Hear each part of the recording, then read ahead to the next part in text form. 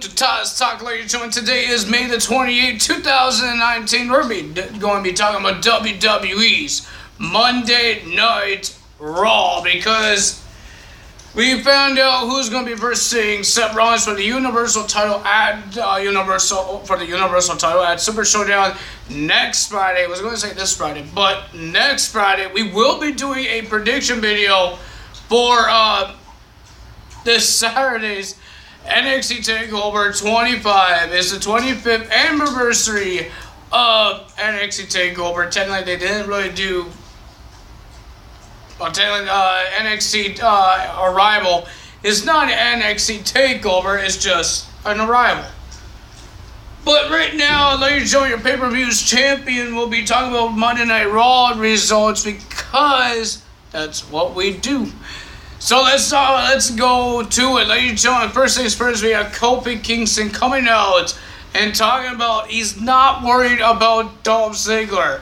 If you guys didn't see what happened last week on SmackDown Live with Dolph Ziggler attacking Kofi Kingston, it was hurtful, sad.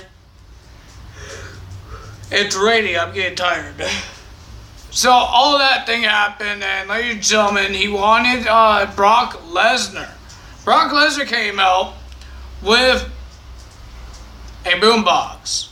He made his Money in the Bank briefcase into a boombox. There was speakers at the end, at the back, and the front had the Money in the Bank sign, because it has to be Money in the Bank. And then he held it like a boombox. He had a hoodie on.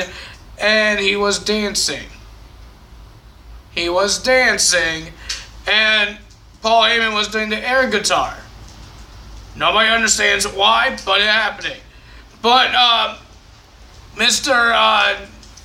he was dancing to all the theme musics, to the New Day and Seth Rollins. Seth Rollins is not having it. Seth Rollins wasn't having it, so he walked away. And then a whole bunch of words says to Kofi Kingston, and Brock Lesnar does not want to cash in yet. And then Dolph Ziggler came out and attacked Kofi once again when Kofi was about to leave.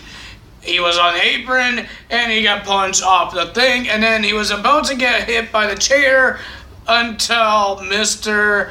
Xavier Woods came. He attacked Dolph Ziggler, and then a long brawl between Xavier Woods and Dolph Ziggler happened, and Dolph Ziggler was about to use a chair the same way what he did to Kofi Kingston on SmackDown Live to Xavier Woods until Kofi came out and with a chair and made Dolph Ziggler run away.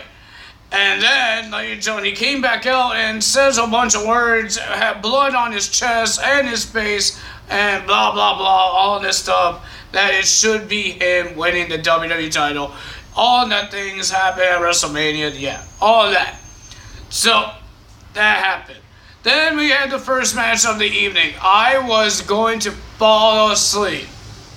I'm sorry to say, I don't like seeing Shane McMahon wrestle. He's too old.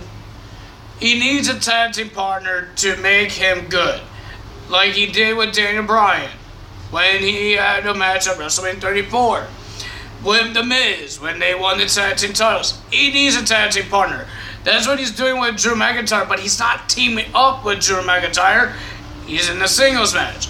Guys, seriously, you've seen how tired he gets every time he fights. He's old. The guy shouldn't be fighting. But Shane McMahon put himself in a one-on-one match with Roman Reigns' cousin Lance. I forgot his last name is, but some guy named Lance, Roman Reigns' cousin, it definitely looked like Roman Reigns. And then the match didn't even start, and then Drew McIntyre attacked this guy multiple times. Shane actually cares.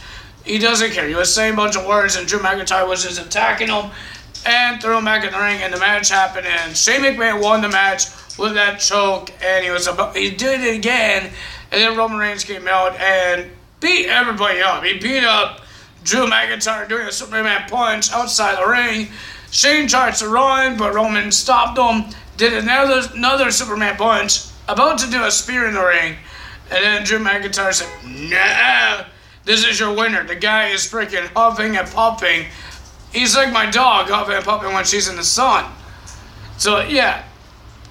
Don't let this guy fight. I hope Super Showdown means he's done. Let him be in charge. Let him just do what Vince McMahon does. Or Stephanie McMahon does. Just stop it, man. You don't see Stephanie McMahon or Vince McMahon wrestling. Why in the world are you fighting? I was excited when he first came back, WrestleMania 32, but the guy is too dang old to wrestle, man. Like, seriously, there's some guys, like Dustin Rhodes, if you guys didn't watch AEW. Speaking of AEW, we would get to Monday Night Raw. So, we had another segment with Seth Rollins and Brock Lesnar. Brock Lesnar was about to say who he's going to cash it on until Seth Rollins came out. Seth Rollins called names, and Paul Heyman read the contract, and Brock Lesnar did not know he could hold that Money in the Bank for a year. He didn't know that because he's too stupid. Because he's really dumb and he did not know any rules of wrestling because he's never there. He's never there. So, yeah, he did not know that, and then he just said, screw you, Seth Rollins, and walked away because he could hold that briefcase for a year until the next Money in the Bank pay-per-view. It's so stupid. It's so stupid. What? And now we're never going to see him again until he cashes in. Yay! Yay! I want to hurry up and end it. And then we had a women's match. We have Becky Lynch and Nikki Cross versus the women's tag team champions. Oh dear God! Somebody stop this! Somebody take these titles off the Iconics. Becky Lynch versus Becky Lynch and Nikki Cross versus the Iconics. The match was won by Becky Lynch and Nikki Cross. I really don't like the Iconics as champions because they haven't been done anything. Corey Graves says, oh, they want to be fighting champions. When did they defend their titles? They can't defend it at Super Showdown because the place that they're going to, no women is allowed dressing as what the women is dressed as in WWE. So that's why you don't see any women's matches got announced for that show. So yeah. But Becky and Cross beats the Iconics when they get a shot of the Women's Tag Team Championships. Speaking of titles, we had the 24/7 title. When after the Brock and Seth Rollins segment, we saw R-Truth and Carmella running through the WWE Universe into the ring with a whole bunch of guys from Raw and SmackDown Live trying to get to R-Truth.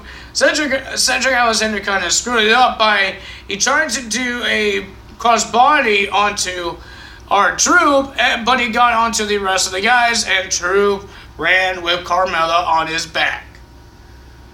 So all that happened, and ladies and gentlemen, it did happen again in the memorial party of the Usos when the Usos were playing I forgot some hacky sack game. And they were playing this game, and then Revival had to cheat. And then R-Truth came out, and he came into the party, and he was about to get pinned by Kalisto, by Cole Anderson, and then everybody just started fighting. Oh my God, chasing R-Truth. Okay then, that's awesome. Then I guess he survived another Monday Night Raw. How is he doing it? Like seriously, how is he doing it? Then, ladies and gentlemen, we have the rematch between Ricochet versus Cesaro. This was an awesome match. I enjoy it. Cesaro and Ricochet is awesome guys to watch, but the winner of that match was Ricochet. Because last week Cesaro beat Ricochet, now Ricochet beat Cesaro. Now we had a fatal four-way match to see who will be versing Seth Rollins for the Universal Championship at the Super Showdown. We have Baron Corbin. It was supposed to be AJ Styles, but Baron Corbin somehow got himself into this match to replace AJ Styles. He attacked AJ Styles when AJ was going to give us an update.